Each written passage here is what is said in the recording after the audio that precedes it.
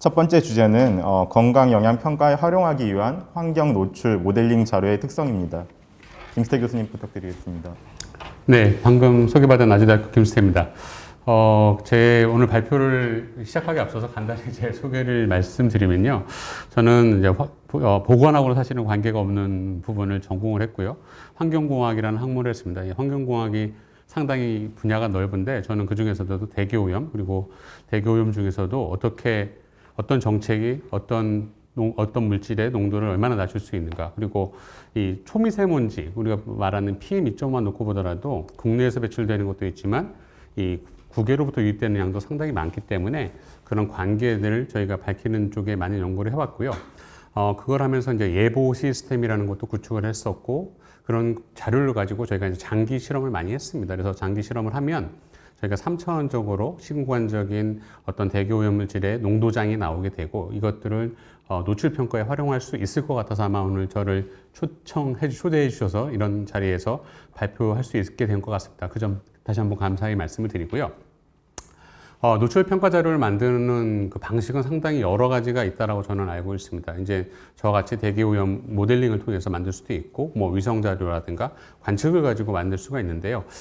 우리나라 이제 제가 이쪽 관련된 연구를 하면서 가장 좀 크게 느낀 것이, 우리나라가 어떤 미국이나 유럽처럼 그쪽에서 적용하는 방식이 과연 우리한테 그대로 적용될 수 있을까? 또 우리가 이 초미세먼지라는 것이 제도권에 들어온 것이 사실은 2015년 이후거든요. 그 외에도 다양한 대기오염 물질이 있는데 일부 물질은 장기적으로 측정을 해왔지만 일부 물질은 저희가 잘 모릅니다. 이런 기준성 대기오염 물질 말고 유해대기 물질 같은 경우는 더 저희가 모르는 자료가 많은데요.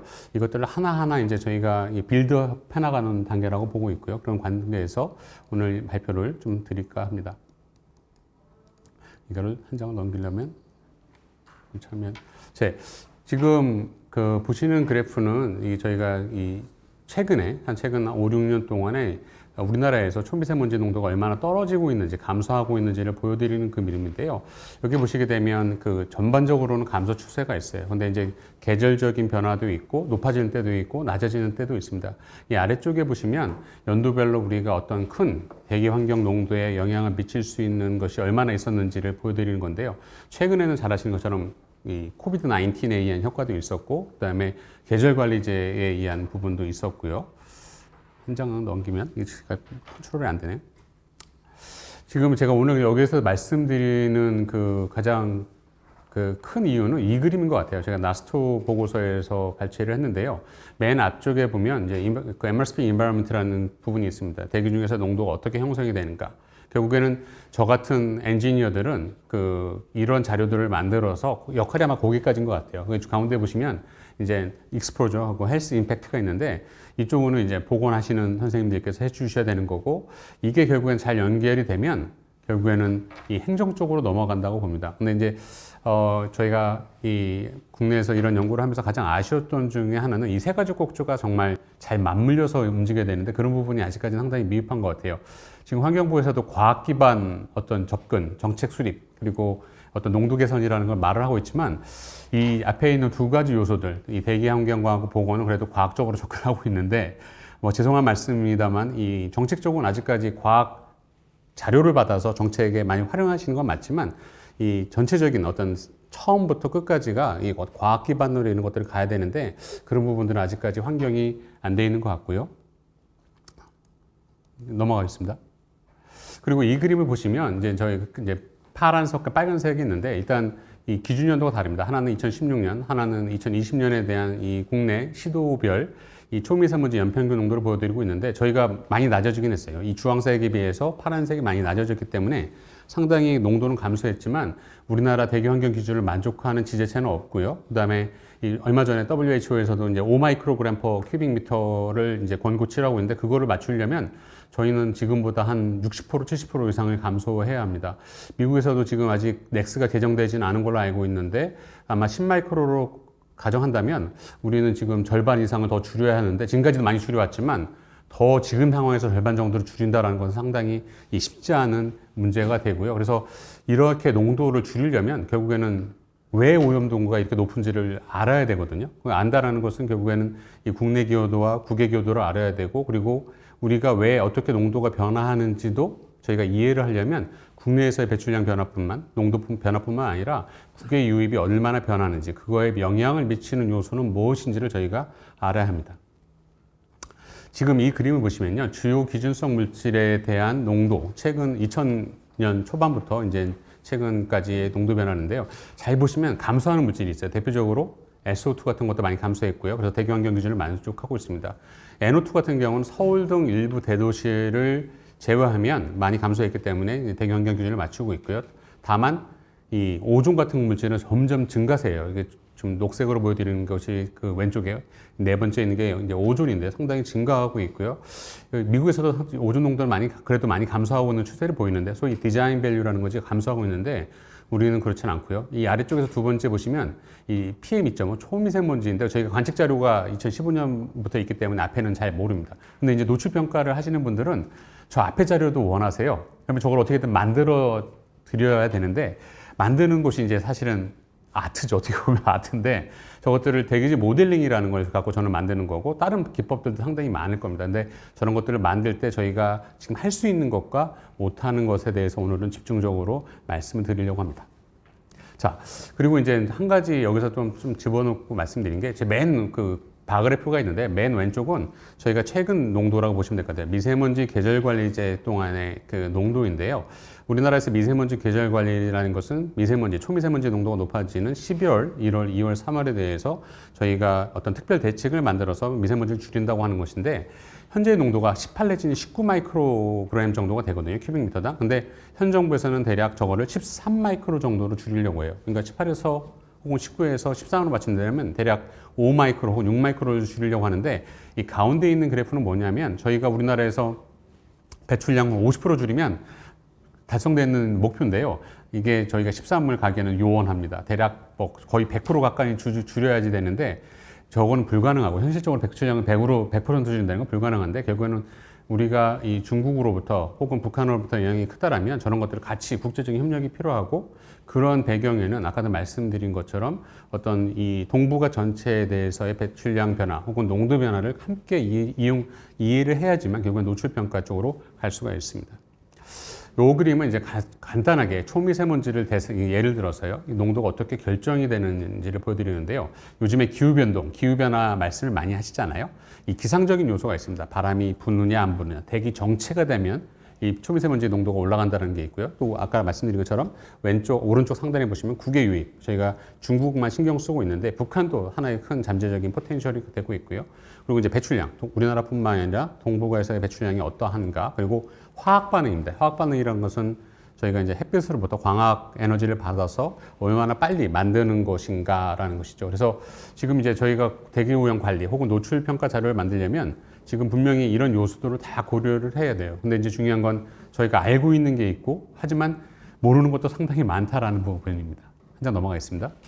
그래서 지금 왜 우리나라가 이렇게 고농도가 보일까? 그래서 지금 중국하고 미국하고 이 우리나라에 대해서 배출량 자료를 비교한 건데요. 가장 중요한 거는 저희가 중국하고 미국에 비해서 배출량 자체, 국가 단위의 배출량, 총 배출량은 상당히 작습니다. 이 좌측 상단에 있는 건데, 저거를 이제 면적당 혹은 인구당 나누면 이 우측 하단에 보이시는 면적당 배출량을 보면요, 저희가 이제 면적당이라는 건 배출 밀도라고 말씀드릴 수가 있거든요. 배출 밀도는 우리나라가 미국이나 중국보다 훨씬 높습니다. 그러니까 우리나라는 작죠. 국토 면적이 작은데 인구는 많고 거기에 따른 배출량도 상당히 많은데, 이게 결국에는 농도가 높아질 수밖에 없는 그런 어떤 운명을 좀 가지고 있다라는 거고요. 그리고 요 그림은 왼쪽부터 잘 보시면 저게 초미세먼지 혹은 뭐 오존과 같은 2차 대기오염 물질 같은 경우에는 이 배출원에서부터 배출될 때부터 어떤 그 농도로서 제한되는 것들이 있지만, 처음에 2차 대기오염 물질 같은 경우에는 2차적으로 생성되는 것 같은 경우에는 이 배출될 때에는 어떤 가스라든가 증기로 나오지만 이게 화학 반응을 통해서 고체상 혹은 액체상으로 변하게 됩니다.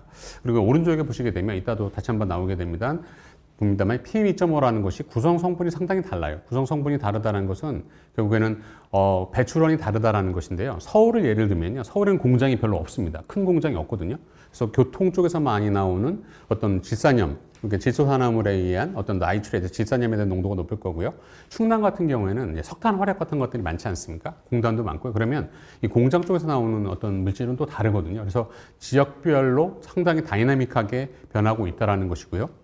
그리고 이 그림은 이제 나스토 보고서에서 따온 건데요. 이게 상당히 그림이 복잡합니다. 근데 키포인트는 왼쪽 녹색으로 그려진 것은 PM2.5의 재료 물질이고요. 오른쪽 빨간색은 그 빨간색으로 한 것은 구성 성분이거든요.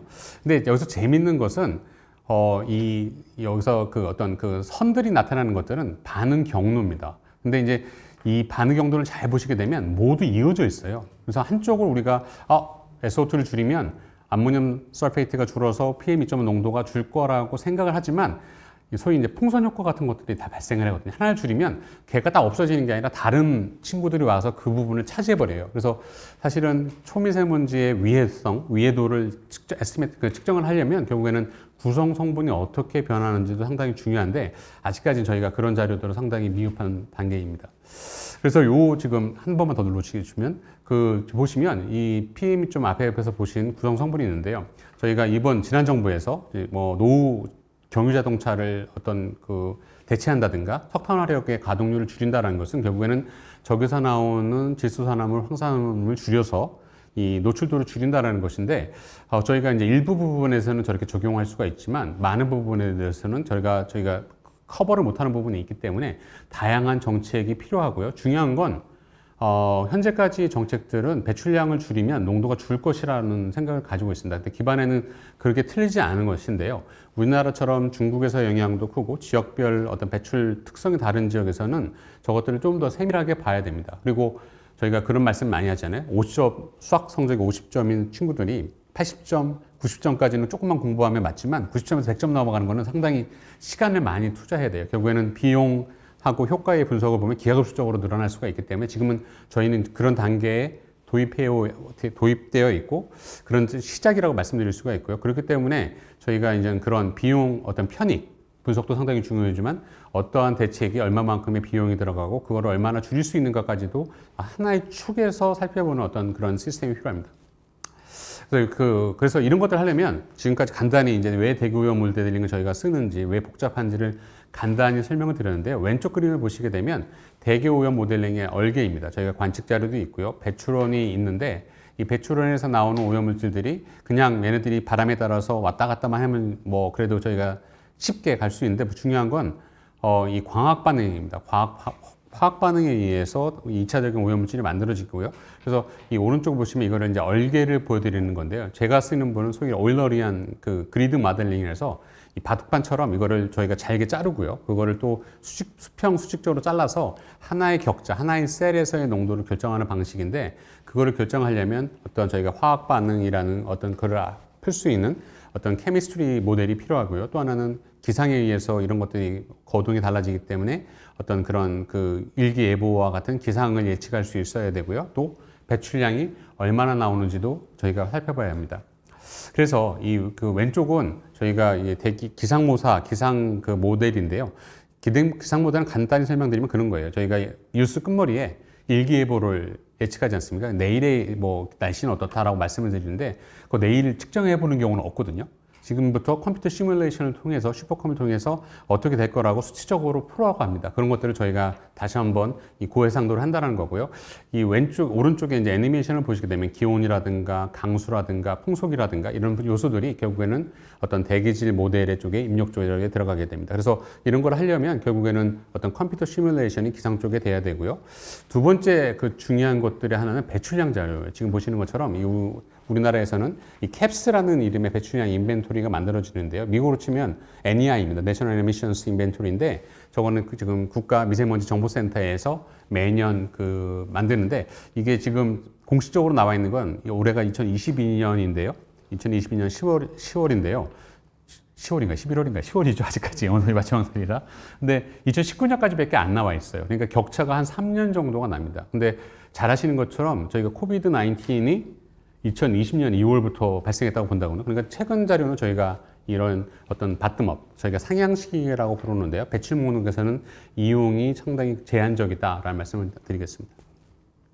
그리고 이제 이것들을 그냥 나오면 저런 배출 목록들은 시군구 단위로 나와요.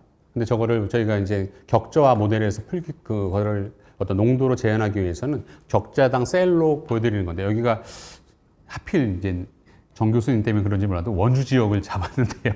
원주 지역을 잡아서 원주 쪽에 이제 원주는 정확히는 아닌 것 같은데, 원주 쪽에 되면 여기 이제 도로망이 있거든요. 도로망이 있으면 그 도로망에 따라서 저희가 격자화되는 것이 이제 가운데에 보입니다. 이런 거를 저희가 이제 공간 할당이라고 부르는데요. 스페이셜 얼로케이션이라고 부르는데, 이런 것들도 하고요. 시간적으로 어떻게 변하는가. 그러니까 1월부터 12월까지 유니폼하게 변하지 않거든요. 그리고 아침 시간하고 점심 시간하고 저녁 시간에 어떤 그 액티비티들이 달라지지 않습니까? 그리고 요일별로도 달라지기 때문에 저런 것들을 다 감안해서 어떤 사회, 어떤 경제, 어떤 재료를 가지고서 저희가 저런 걸 접근을 하고요. 그리고 이제 우리나라만 이렇게 배출량만 있는 것이 아까 말씀드린 것처럼 국외 배출량이 있어요. 중국이라든가 북한이라든가 일본 배출량이 있기 때문에 그걸 넣어줘야 되고, 가운데 있는 이 국내 인위적 배출량이라는 국내 배출량이고, 또 자연 배출량도 넣어줘야 돼요. 자연에서는 저희가 뭐 잘 아시는 것처럼 피톤치드 이런 말씀 많이 하시잖아요. 그래서 산림이 있으면 좋을 거라고만 생각하지만 사실은 많은 대기 오염물질들이 배출됩니다. 그래서 우리나라는 산림이 그리고 70%나 되기 때문에 거기서 나오는 오염물질들이 우리가 말하는 인위적인 오염원과 같이 결합을 해서 초미세먼지도 만들고 오존도 만들기 때문에 저런 배출량이 다 들어가야 되는데, 결국에는 저런 자료가 불확도가 있다라면, 불확실 언서턴티가 있다라면 노출 평가 자료를 만드는데 불확도로서 연계된다는 것을 저희가 쉽게 가정할 수 있습니다. 그래서 요 지금 그림은 이제 소위 이제 화학 수속 모델, 그래서 저희가 많이 쓰는 게 이제 CMAC이라는 모델을 많이 쓰고 ChemX라는 모델을 많이 쓰는데, CMAC은 USDP에서 개발하고 업데이트하고 많이 이용하는 모델이고요. 그래서 거기 왼쪽 하단에 보시게 되면 이제 바람에 의한 이동이라든가 확산, 그다음에 가스상 오염물질의 케미스트리, 그다음에 에어로졸이 어떻게 만들어지는지, 구름에서 어떻게 제거되는지 이런 과정들이 있어요. 그래서 오른쪽 애니메이션은 윈드 벡터와 함께 어떻게 동북아 지역에서 PM2.5가 거동하는지를 보여주는 하나의 예시라고 볼 수가 있습니다. 그래서 이런 것들을 저희가 어디에 이런 3차 광학 모델을 어디다 쓰냐면요.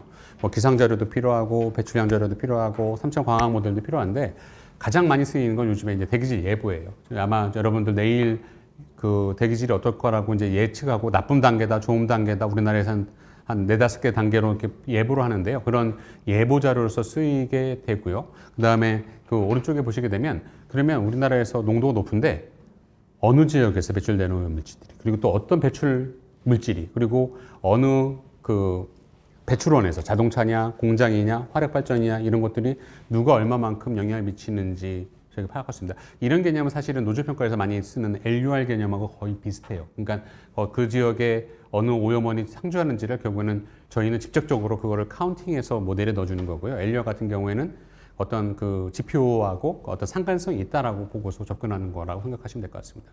그리고 이제 그 왼쪽부터 보시면 활용 예시로서 정책 시나리오입니다. 저희가 만약에 서울시에서 경유자동차의 오염도가 높으니까 경유자동차를 많이 없애고 그 전기자동차를 보급하게 되면 얼마만큼의 효과가 있을까? 그러면 그거로부터 노출 또는 얼마나 감소할까? 이런 걸 활용할 수가 있고요. 순수하게 정책 효과도 봅니다. 저희가 미세먼지 종합계획이라든가, 그 다음에 이제 그 계절관리제 동안에 여러 가지 다양한 오염원들을 컨트롤 하는데, 컨트롤하면 과연 얼마만큼 좋아질 수 있는지, 그리고 이제 저희가 농도장을 만들면 소위 이제 population weighted concentration까지는 저희는 계산합니다. 저희 그룹에서. 근데 그 다음 단계는 아까도 말씀드린 것처럼 저희가 할 수 있는 영역은 아니고 단순히 그런 어떤 시간적인 자료들을 만드는다는 것이고요.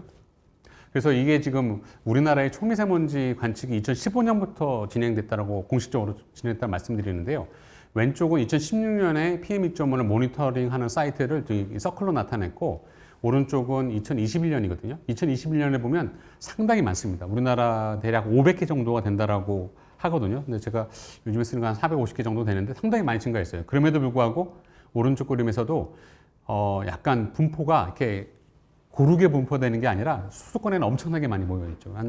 거의 한 150개에서 200개 정도가 모여 있고요. 왜냐하면 저게 인구 밀도가 높은 지역에는 많이 깔리게 되어 있거든요. 지금 모니터링 사이트가. 근데 강원도 보면 먼지 조금 서운하죠. 그죠? 상당히 부족합니다. 그러니까 이제 그런 부분들이 있고요. 그다음에 근데도 그럼에도 불구하고 저희가 2021년에는 중량 농도는 저희가 잘 알 수 있어요. 근데 2016년만 보더라도 되게 대도시 지역만 많이 있지 나머지 자료는 몰라요. 근데 중요한 건 아까도 말씀드렸지만 저희는 2015년부터만 만들면 그래도 저희는 해피한데, 중요한 건 2015년 이전의 자료도 만들어야 되거든요. 그러면 저희가 할 수 있는 건 뭐 요즘에 많이 기계학습, 이따 신 교수님께서 말씀하셨지만 기계학습에서 제일 중요한 게 어떤 테스트 셋이 있으면 그걸 저희가 일단 열심히 훈련시켜가지고 트레이닝 셋을 갖고 한 다음에 그걸 갖고 나중에 잘 맞는지 이제 테스트 그 검증을 하거든요. 그것처럼 저희가 아는 농도를 가지고서 잘 프랙티스를 해가지고 얘가 잘 훈련된다면 앞에 있는 것들은 어떻게 될 거냐 거꾸로 이제 제가 리트로스펙티브하게 이제 갈 수밖에 없거든요. 그런 상황이라는 걸 다시 한번 말씀드리고 또 하나는 지금 PM2.5가 저렇게 측정소가 많은데 첨분 농도를 측정하는 사이트는 몇 개 안 돼요. 물론 이제 국토 면적이 우리나라는 작기 때문에 지금 예전에는 6개 정도, 지금은 한 20개 이상이 돌아가고 있는데요.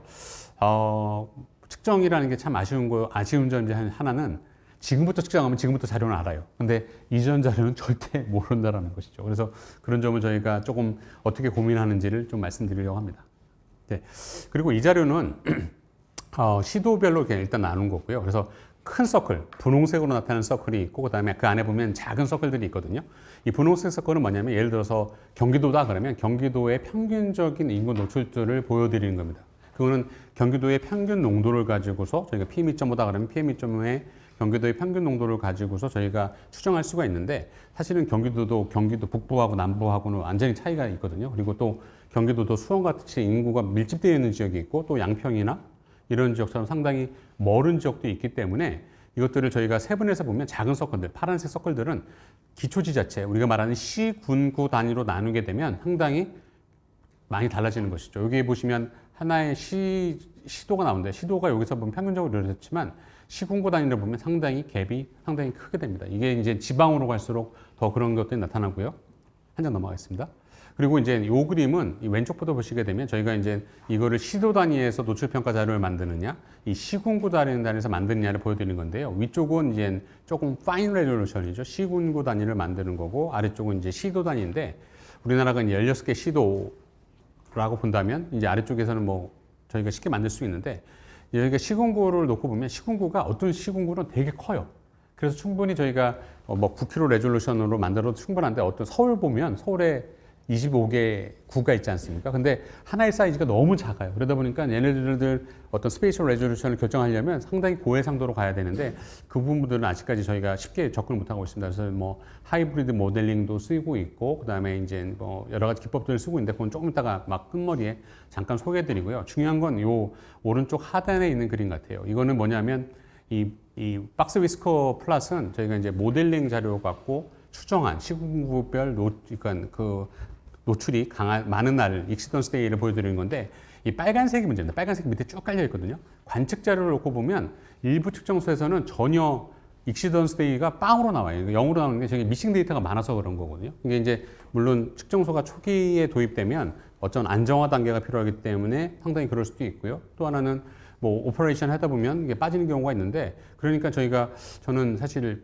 PM2.5 혹은 다른 대기오염 물질들도 저희가 장기 노출도 중요하지만 단기 노출도 상당히 상관성이 있을 거라고 생각이 되는데 단기 노출을 쓰기에는 측정 자료만을 가져가기는 상당히 조금 챌린지한 부분이 있다. 그것들 결핍을 바꾸려면 결국에는 뭐 보관법을 쓰시든 시공간적인 보관법을 쓰든 어떤 모델링 자료를 쓰든 백업을 해줘야 된다는 거고요. 그래서 저희가 분명히 관측 자료가 참값, 추로 값이라고 본다면 그거를 기반으로 가야 되는 건 맞지만 그 자료만 쓰는 것이 아니라 저희가 만드는 것은 모델링과 약간 그 퓨전하는 데이터를 만들어서 그것들을 건강 노출 평가 팀에 넘겨드리려고 하고 있습니다.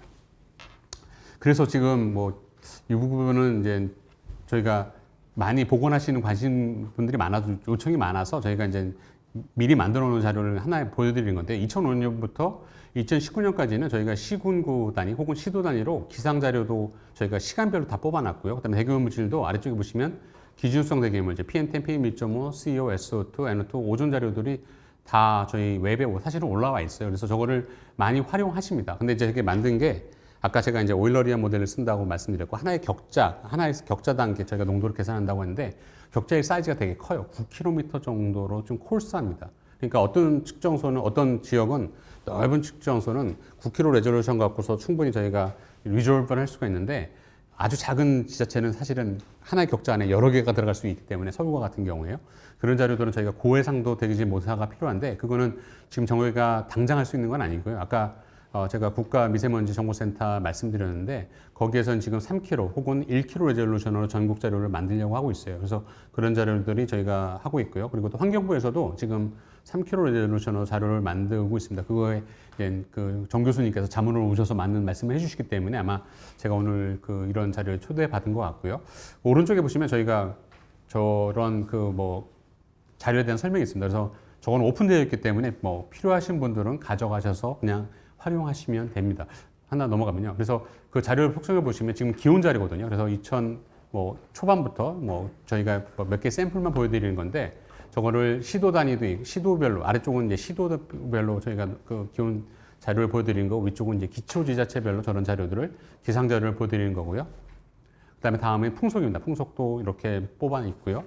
그다음에 이제 농도입니다. 농도장으로서 저희가 기초 지자체 혹은 광역지자체에 대해서 저렇게 농도장을 저희가 연도별로 다 뽑을 수 있는 자료들을 저희가 만들어 놨습니다. 그리고 또 이제 PM10, PM2.5 마찬가지 넘어가겠습니다. 그래서 다 쓸 수는 없지만 지금 최근 3, 4년간에 많은 교수님들이 가져가셔서 많이 활용해 주고 계세요. 감사하게도. 그래서 최근 한 20편 정도 물론 대기질 모델 자료만 쓴 건 아니고요. 여러 가지 자료 쓰는데 저희 자료도 가져다가 활용하시고 그런 논문들이 한 20편 정도가 지금은 나와 있는 것 같아요. 그래서 활용도는 그래도 만들어서 드렸는데 그게 못 쓸 자료는 아니다라는 거를 한번 말씀을 드리겠습니다. 그럼에도 불구하고 아까 말씀드린 것처럼 이 입력 자료의 불확도도 있고 대기질 모사의 자체적인 불확도가 있습니다. 그래서 불확도를 줄여주는 작업을 하는데 그러면 저희가 불확도가 얼마나 있는지를 저희가 알아야 되는데 그걸 저희가 이제 재현성 평가, 재현성 검토, 그래서 모델 퍼포먼스 이밸루에이션이라고 보통 하는데요. 그건 관측 자료와 모사 자료가 얼마나 유사한지를 비교하는 자료입니다. 그래서 지금 기준성 대기오염 물질의 공간 분포와 그리고 이제 서클 사이즈를 보고 있는데요. 얘네들이 비슷한 서클 사이즈하고 백그라운드에 있는 모사 자료하고 비슷하면 타일 플러스를 그려놓은 건데요. 비슷하면 얘네들이 잘 맞는 거예요. 근데 간혹 보시면 막 튀는 데가 보이죠. 그럼 저거는 문제가 있습니다. 그래서 저런 것들은 저희가 이제 하나하나 잡아나가는 작업을 하고 있습니다. 그래서 지금 시계열하고 산포도를 보시게 되면 물질마다 다르긴 하지만 어떤 물질은 그래도 괜찮아요. 원톤 라인에 가까워 있고 R스퀘어, R값도 상당히 나쁘지 않은데 어떤 물질들 보시면 꼭 뭐라고 말씀 안 드려도 되겠지만 딱 보이시잖아요. 시스테매틱한 바이어스가 있습니다. 이런 것들은 이제 저희가 고쳐야 나가야 되는 부분이고요. 이것들을 이제 반대로 이제 노출 평가를 할 때 그냥 쓸 수는 없는 거죠. 이것들은 이제 저희가 결국엔 코렉션을 해야 되는데, 리비전을 해야 되는데, 이것들은 결국에는 관측 자료를 가지고서 약간 뭐라 그럴까요? 그걸 이렇게 마사지를 해주는데, 저희가 이제 마사지 한다는 표현을 쓰는데, 관측 수준과 비슷한 수준 쪽으로 맞춰주는 작업을 하고 있습니다. 그리고 이제 PM2.5는 아까도 말씀드린 것처럼 다양한 구성 성분이 있기 때문에 중량 농도를 맞추는 것도 중요하지만 설페이트니 나이트레이트니 이런 것들을 다 저희가 이용 가능한 측정소를 기반으로 이제 그거를 평가하고 계산 방향을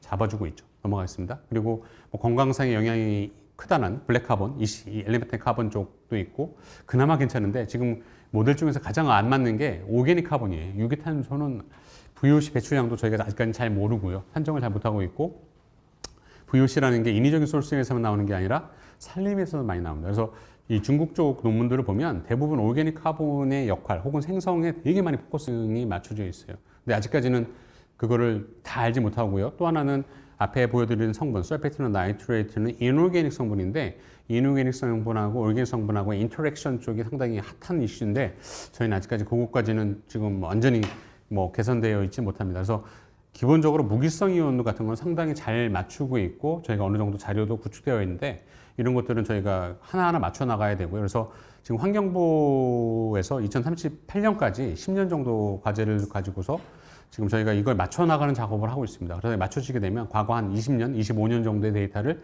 다시 한번 고해상도로 저희가 리프로덕션을 해서 그것들 자료를 복원하시는 교수님들에게 선생님들에게 넘겨드리는 것이 지금 장기적인 과제로 잡혀 있고요. 그래서 지금 그 과제가 아까 말씀드린 것처럼 한 3,000년 정도가 들어가고 있거든요. 그래서 지금은 중량 농도, 그다음에 기준성 물질에 대해서는 하고 있지만 이 성분에 대해서는 조금 아직까지는 시간이 더 걸릴 거라는 말씀드리겠습니다. 그리고 이제 왜 이런 불확도가 생기는지를 보여드리면요. 이걸 지금 보시면 몇 개의 지역만 찝어봤는데요. 이게 이제 수도권만 보더라도 경기도만 보더라도 빨간색은 과대평가한다는 거고 이쪽에 파란색은 과소평가하는 거거든요. 물질마다 상당히 차이가 많아요. 그리고 이 아래쪽에 내려오시게 되면 다트들은 검은 점들은 관측 자료인데 빨간 선들은 시뮬레이션 자료거든요. 너무 안 맞는 지역들이 많습니다. 이것들은 이제 그 지역에 특정한 오염원이 있는데 그 오염원에 대한 배출원이 아직까지는 저희가 잘 파악하지 못하고 있거든요. 그래서 이런 것들이 많이 좋아졌어요. 그 미세먼지 정보센터에서 많이 노력을 해주셔서 많이 좋아지셨는데 그렇다고 지금 100점 만점에 100점인 상태는 아닙니다. 한 7, 80점 정도 되고요. 아까 제가 미국에서 NEI, National Emissions Inventory를 말씀드렸는데 미국은 뭐 공식적으로 매 3년 동안, 3년마다인가요? NEI가? 3년마다 업데이트 되는데 우리는 매 1년마다 업데이트를 해요. 그러니까 상당히 챌린지한 부분이고 그리고 그거를 산정을 할 때 소위 이제 스테이트에서 올려보내거든요. 스테이트나 어떤 로컬 오거나이제이션에서 가버먼트에서 올려주는데 우리는 그거를 중앙 정부에서 다 하고 있기 때문에 상당히 시간이 오래 걸리고 불확도가 존재할 수밖에 없습니다. 그래서 이것들이 약간 좀 패러다임 시프트가 필요하긴 할 것 같아요. 이게 지자체에서 각각의 농도 배출량은 사실은 이런 말 표현이 맞는지 모르지만 똥개도 자기 집에서는 50% 먹고 들어가는 거지 않습니까? 그러니까 자기네 동네는 제일 자기가 아는데 이게 중앙 정부에서 다 그걸 산정한다는 건 쉽지는 않고 그리고 아마 조금 지방의 어떤 그런 권한들이 그리고 그 어떤 책임들이 좀 분할되어야 될 것 같다는 생각이 들고요. 그리고 이제 중요한 건 아까 이제 배출량 자료는 저희가 사실은 우리나라만 잘하면 될 것 같지만 중국으로부터 많이 넘어와요. 그러니까 저희가 다뤄야 할 배출량은 동북아 배출량 그리고 북한 배출량도 포함되거든요. 근데 북한에 대해서는 저희가 아는 게 별로 없습니다. 위성 자료로 그냥 약간 측정을 해봐서 높다 낮다 나는데 이게 과연 우리나라에 얼마나 많이 나오는지. 그리고 이제 북한 하면 저희가 우리보다 경제 수준이 떨어지기 때문에 자동차나 이런 것들은 문제가 대수가 상당히 작거든요. 그래서 배출량이 작을 것 같지만 실제로 보면 연료 사정이 안 좋기 때문에 뭐 목탄 같은 걸 많이 떼요. 고용 팩 연료들을 많이 떼거든요. 그렇다라는 말은 CO 배출량 같은 거 상당히 많고요. 블랙카본. 바람성이 있다라는 그 칼시노제닉한 이런 부분들이 배출량이 상당히 많고 또 우리나라의 겨울철 동안의 풍향이 이 북풍 계열이 북서풍 계열이 바람이 많이 불기 때문에 이 경기도 휴전선 부근에는 상당히 영향이 크게 나타날 수가 있습니다. 이 부분은 이제 저희가 좀 어려운 그림이긴 한데요. 이게 그림을 왼쪽 그림을 보시게 되면 이 4등분이 되어 있어요. 그래서 하나는 저희가 국내 배출과 국외 배출과 국내 배출을 나눌 수 있는가? 혹은 기상 효과와 배출량 효과를 나눌 수 있는가. 이걸 두부 자르듯이 딱 자르면 참 간편한데요. 저게 여태까지 이쪽 저희가 하는 어떤 사이언스에서 저걸로 나눌 수 있는 방법은 사실은 없습니다. 아직까지는 방법이 마땅치가 없어요. 그래서 저걸 저희가 추정을 하는데 저게 왜 중요하냐면 결국에는 아까도 말씀드린 것처럼 장기 노출자를 평가하려면 중국에서의 배출 자료가 어떻게 변했는지, 기상이 어떻게 변할지, 그 다음에 기후적인 요소에 의해서 앞으로는 어떻게 변할지를 저희가 이해를 해야 되는데 저는 이해를 하기 위해서 저는 접근을 하고 있고요.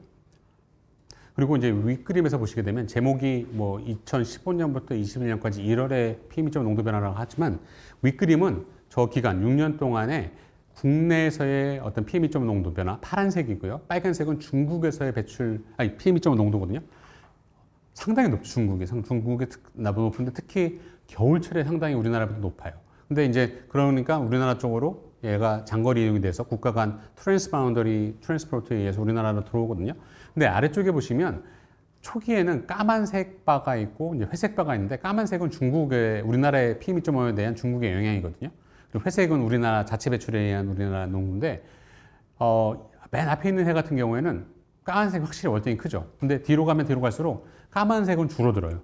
그러면서 이 회색성이 높거든요. 그 말은 뭐냐면 중국이 농도는 높지만 저게 중국이 높다고 해서 그 영향이 100% 우리나라에 오는 건 아니고요. 대략 뭐 30% 정도의 희석이 돼서 30% 정도만 우리나라에 간접적으로 영향을 줍니다. 근데 중국은 최근 2015년 이후로 강한 배출량 규제를 했어요. 그래서 농도가 상당히 많이 감소했습니다. 근데 우리나라는 물론 계절관리제가 2019년 겨울부터 12월부터 들어왔는데 그래서 2019년 겨울 이후로는 감소하는 게 보이는데 저게 정말 배출량 규제 때문인지 잘 몰라요. 그 이유는 코비드-19이 하필 2020년 2월에 발생을 해가지고 저희가 락다운, 뭐 소셜 디스턴싱 뭐 이런 것 때문에 잘 모릅니다. 그리고 중요한 건 좀 기간이 너무 짧기 때문에 그 트렌드는 보기에는 어렵고요. 그럼에도 불구하고 상당히 중요한 건 회색 어떤 바의 그 크기가 검은색보다는 커졌다는 거거든요. 그러니까 우리나라의 배출만 잘 관리하면 앞으로는 그래도 우리나라 자체적으로 노력에 의해서 그 전에 이제 많이 정책하실 때 어려웠던 것이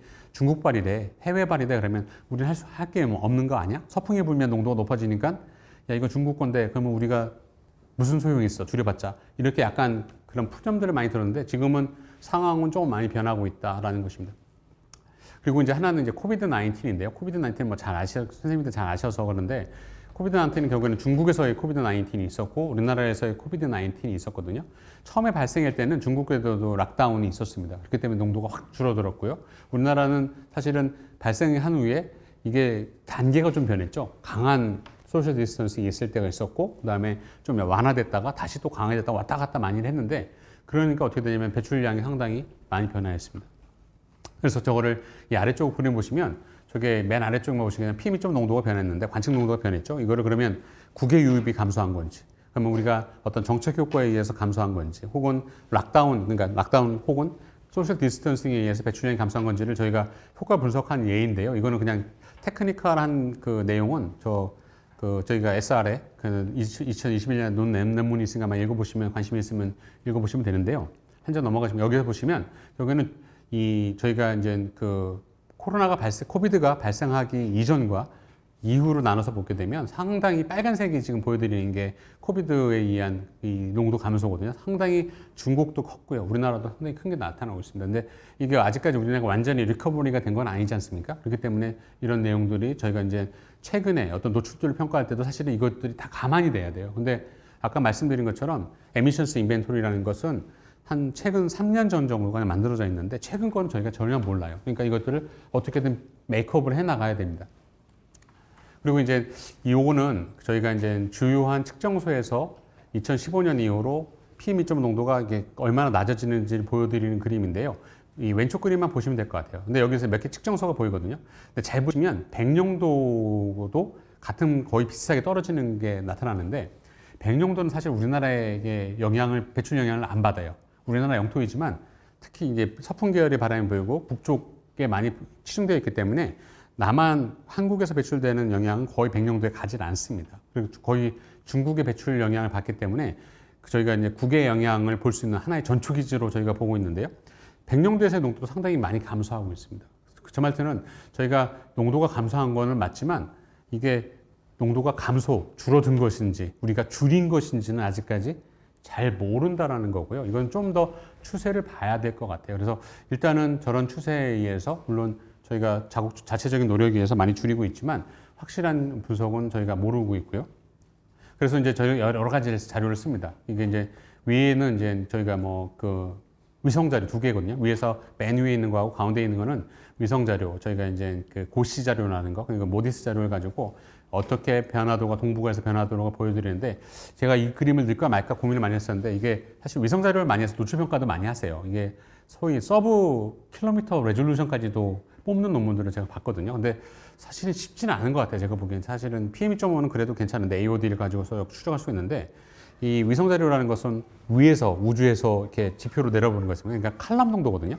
그러니까 사실은 사람한테 노출이 되는 건 지표의 농도가 상당히 중요하고 상층의 농도는 저희가 사실은 안 중요하진 건 않지만 상당히 덜 중요한데 이게 중국에서부터 우리나라는 중국이 큰 오염원이기 때문에 장거리 이동이 되면 사실은 상층으로 이렇게 이동이 되는데 이 상층에서 이동된 다음에 이게 하층으로 내려올지 그냥 지나갈지는 잘 몰라요. 대표적인 예가 황사입니다.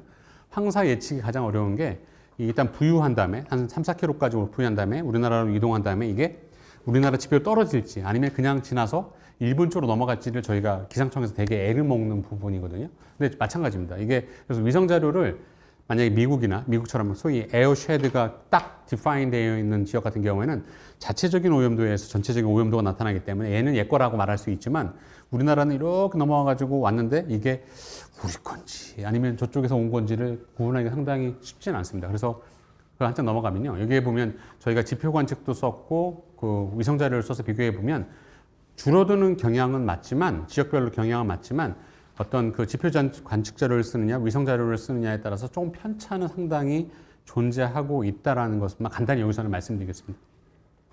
그런데 이제 소위 중국에서 발표되는 자료를 보면요. 왼쪽 그림을 보시게 되면 이 물질마다 좀 다르긴 하지만 지금 쭉 떨어지는 빨간색으로 보여드리는 게 SO2거든요.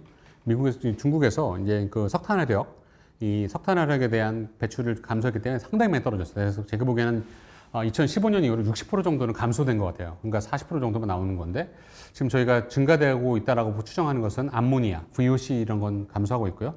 넉스도 천천히 감소합니다. 근데 오른쪽은 우리나라 배출 목록인데요. 사실은 이게 사실 추세를 반영하기는 쉽지는 않아요. 근데 일단 어떤 물질은 떨어지게 되고 어떤 물질은 증가하고 있는데 이런 자료도 사실은 한정적입니다. 과거에 대해서는 잘 몰라요. 저희가 이 캡스라는 것도 아주 오래전 2009년 이후로 만들기 시작했기 때문에 우리나라에 배출량 자료도 없습니다. 그래서 과거 연도에 대한 노출 평가를 할 때는 상당히 약점으로 존재합니다. 그래서 이것들 저희가 이제 소위 관측 자료를 가지고서 이제 빌드업을 하는 거죠. 그래서 맨 위에 있는 CO만 보시면요. 왼쪽 좌상단을 보시면 빨간색은 뭐냐면 저희가 알고 있는 최신의 배출 목록, 배출량을 자료 가지고 시뮬레이션 하면 위에 서클 있지 않습니까? 서클 월평균 CO 농도라고 보시면 되는데 중국에서요. 상당히 갭이 있습니다. 근데 이 관측 농도는 점점 감소하죠. 그래서 최근에 보면 거의 비슷해지는 수준까지 떨어지는 걸 볼 수가 있는데 여기 보시면 거의 비슷해지지 않았습니까? 거의 보이는데 초기에 보면 상당히 갭이 있어요. 그래서 이거를 저희가 관측 농도를 알기 때문에 이제 소위 이제 인버스 모델링, 영 모델링을 써서 배출량을 추정하면 이렇게 똑같이 만들 수가 있습니다. 그래서 우리나라는 이 중국에 대해서 배출량을 한번 튜닝을 하고 그거를 다시 한국에 대해서 튜닝을 하면 배출량이 어떻게 변하는지를 만들고 이것들을 이제 만드는데 이거는 지금 보시는 거는 CO, SO2, 넉스, 가스상대결 물질이거든요. 중국에서 저런 가스상대결 물질의 관측 농도는 공개를 해요. 지금 웹을 통해서. 그래서 저걸 받아가지고 저희가 하면 되는데 성분 농도는 저희가 아직 공개를 안 하고 있습니다. 그래서 저거를 할 수 있는 방법은 뭐냐면 백령도가 아까 제가 전초기지라고 말씀드렸잖아요.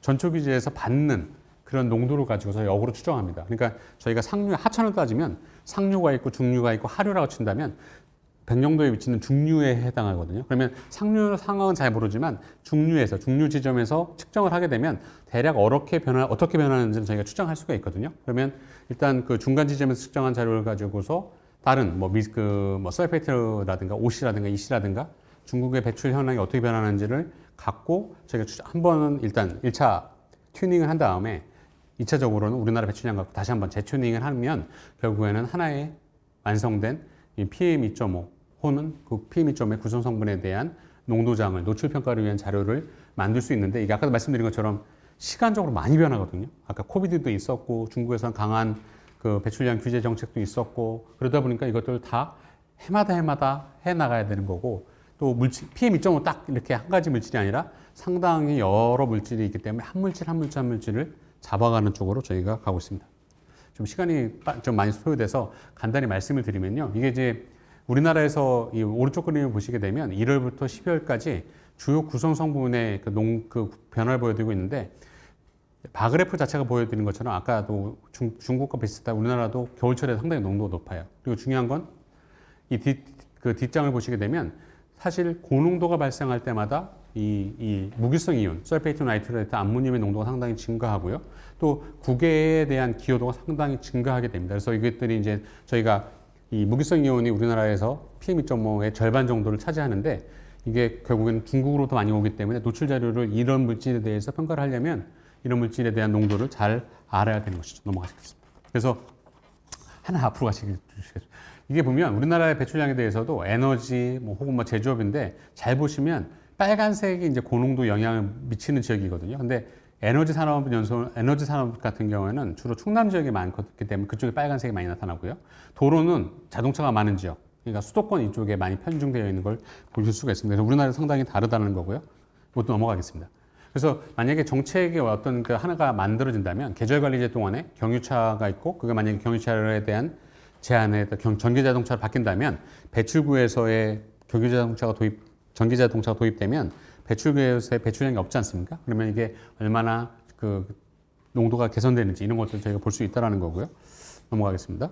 그래서 요 그림을 보시게 되면 이게 이제 저희가 이제 네 가지 섹터로 나누고 있는데 파워 제너레이션, 인더스트리, 그다음에 트랜스포테이션, 그다음에 레지던셜인데 이런 거에 따라서 저희가 비용을 투입해요. 그러니까 만약에 대책별로 비용을 투입하는데 만약에 1,000원당, 100만 원당 줄일 수 있는 배출량의 크기가 다르고요. 또 노출도도 달라져요. 그러니까 우리나라의 어떤 산업 배출원의 특성을 보면 인구가 밀집되어 있는 그 어떤 아파트 단지 옆에 작은 공장들이 있는데 작은 공장들은 하나하나를 놓고 보면 배출량이 작진 않아요. 근데 문제는 얘네들이 인구 밀집 지역과 아주 가까이 있기 때문에 오히려 노출도는 더 큰 영향을 미칠 수가 있거든요. 그러니까 배출량적인 것도 중요하지만 농도 측면에서 저희가 가야 한다라는 것이고요.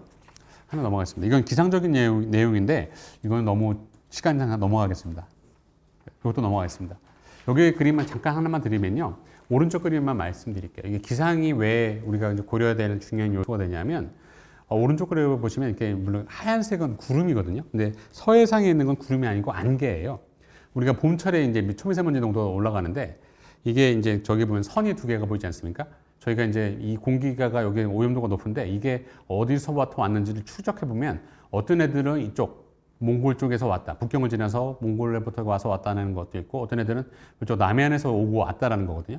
근데 안개가 낀다라는 것은 결국에는 이 수증기가 응결하는 건데 응결하는 거는 찬 공기와 더운 공기가 딱 만났을 때 잘 생기게 됩니다. 결국에는 그래서 이제 비가 전선이 만들어지고 비가 오는 원리가 똑같은데 얘네들이 뭐냐면 수평적으로 보면 우리가 서풍에 불면 중국으로부터 온다, 오염물질 온다라고 생각하지만 이 구름 여러분들 요새 하늘에 구름이 되게 예쁜데요. 구름을 잡으면 어떤 거는 왼쪽에서 오른쪽으로, 어떤 거는 또 오른쪽에서 왼쪽으로 반대로 움직여요. 고도에 따라서 공기의 움직임이 상당히 다르거든요. 그렇기 때문에 우리가 서풍이 불면 오른쪽에서부터 왼쪽에서 온다, 오른쪽에서부터가 아니라 이게 수직적으로도 어떻게 달라지는지 그리고 또 수직적인 혼합이 얼마나 되는지를 저희가 살펴봐야 됩니다. 이게 좀 어려운 얘기에서 넘어가도록 하겠습니다. 그래서 이런 것들이 있고 또 우리나라는 뭐 잘 아신 것처럼 이쪽 동쪽 끄트머리에 태백산맥이 있거든요. 태백산맥의 대략 고도를 1000m로 본다면 이 황해는 서해는 해발 고도가 0이지 않습니까? 그러다 보니까 오염물질이 차오다가 여기 딱 걸려버려요. 여기 보시는 것처럼 자체적으로 배출되는 것도 그렇고 이러한 그 뭐랄까 장거리 이동되는 것도 그렇고 이게 태백산맥이 걸려가지고 더 이상 빠져나가지 못하거든요. 하나의 담벼락, 엊그저께 이태원 참사도 사실 담벼락 때문에 저는 생겼다고 보는데 이런 것처럼 담벼락은 상당히 대기오염물질이 퍼져나가는 건 상당히 방해하거든요. 그래서 지형적인 효과도 상당히 있기 때문에 이런 것을 봐야 되고요. 넘어가겠습니다. 시간이 다 돼서 이제 끝으로만 말씀을 드리려고 하는데요. 저희가 이제 제가 오늘 PM2.5를 중심으로 말씀드렸는데 이해를 돕기 위해서 한 가지 물질에 했는데 요즘 오존 농도가 상당히 높습니다. 우리나라는 오존 농도가 점점 증가하고 있고요. 이걸 보시게 되면 왼쪽에 보시게 되면 그 저녁 5시, 오후 5시에 발생하거든요. 보통 이제 햇빛이 가장 강할 때 오존 농도가 발생해야 되는데 이때는 약간 해가 지기 시작하는 무렵에 이제 발생했어요. 결국에는 이게 우리나라 자체적으로 이 서해 앞바다에서 만들어지는 것일 수 있지만 상당히 장거리 이동되는 그런 물질이 나타났고요. 그래서 이게 이제 하나의 시뮬레이션인데요. 이게 중국으로부터 오염물질들이 발생을 하게 되면 이렇게 우리나라 쪽으로 이동되는 게 나타납니다. 결국에는 고기압, 저기압이 어떻게 로케이션을 하느냐에 따라서 달라지기 때문에 어떤 기상적인 요소도 상당히 중요하게 되고 이 기상적인 요소에 의해서 고기압 하에서 정체 조건이 만들어지게 되면 우리나라의 농도가 올라가거든요. 그래서 그런 농도장의 고농도, 아까 이제 제가 단기 평가도 말씀드렸는데 그런 걸 하려면 결국에는 단기 기간에 발현하는 장기적인 측면도 중요하지만 단기적으로 이제 고기압, 저기압이 얼마나 발생하는지가 중요합니다. 하나 넘어가겠습니다. 그래서 앞으로 저희가 갈 길은 배출량 자료, 관측 자료, 대기질 모사를 좀 융합해서 대기질 관리라고 표현을 했지만 대기질 관리가 아니라 노출 평가를 가려고 하고 있고요. 그리고 이런 것들의 시스템을 이제 리스라고 저희가 하는데 이 미세먼지 국가정보센터에서 고해상도, 수평적인 고해상도, 시간적인 고해상도, 그다음에 물질에 대한 고해상도 작업을 저희가 업데이트를 하고 있고 이건 좀 더 걸릴 거고요. 하나 넘어갔습니다. 그리고 이제 뭐 신 교수님은 잘 아시겠지만 저희가 이제 이 광학 모델은 격자 크기가 커요. 아까 제가 1km까지 갈 예정이라고 했지만 1km도 상당히 크거든요. 센서 수출하게 하려면 더 작아져야 되는데 그런 것들은 쉽지가 않기 때문에 저희가 소위 이제 칼프프 같은 이런 하이브리드 모델, 로컬 모델링을 통해서 혹은 뭐 인류학 기법을 거기서 다시 한번 적용한다든가 뭐 이런 걸 가려고 하고 있습니다. 그래서 이렇게 하나의 예시이고요. 그래서 그 다음 장에 보시면 이제 서울에서의 어떤 교통 흐름 같은 것들을 재산장해서 이 지금 이제 하이브리드를 해서 이런 거를 이제 농도를 재구성한 것으로 가고 있습니다. 그리고 요거는 이제 환경부에서 지금 하고 있는 그런 과제인데요. 저희가 이제 2021년부터 시작을 했는데 1단계 뭐 20년, 21년부터 했는데 이제 2028년까지 가려고 하고 있고 좀 왼쪽이 잘렸는데요. 왼쪽에 보면 구성 성분이 연도마다 달라요. 그래서 그것들을 실험을 해서 계속 이제 그 건강 평가 쪽으로 가려고 하고 있고요. 마지막 슬라이드인데요. 이 그림은 이제 저희가 다른 기업에서 사기업에서 받고 있는 건데 사실은 노출은 아웃도어 컨센트레이션도 중요하지만 인도어 상당히 중요하지 않습니까? 그래서 아웃도어와 인도어를 연결하는 어떤 하나의 플랫폼을 만들어서 그것들을 가져가려고 하고 있고 이제 마이크로 센서가 얼마나 이제 좋아질지 나빠질지 저도 모르겠는데 이거를 소위 이제 인도어 아웃도어 그 익스체인지 레이셔를 쓸 수도 있지만 서울 같은 데는 그 마이크로 센서하고 실내 측정을 많이 하거든요. 그래서 그런 자료를 연계해서 어떤 이 아웃도어와 그리고 이제 사람들의 수용체 중심의 어떤 그런 모델링 기법들을 만들어서 그것들을 노출평가 쪽으로 활용할 수 있도록 그런 플랫폼을 장기적으로는 저희가 셋업하는 거를 지금 과제를 수행 중에 있습니다. 그래서 좀 두서없이 말씀드려서 죄송하고요. 좀 생각 충분히 할 수 있을 거라는데 시간이 모자라서 죄송합니다. 네, 감사합니다.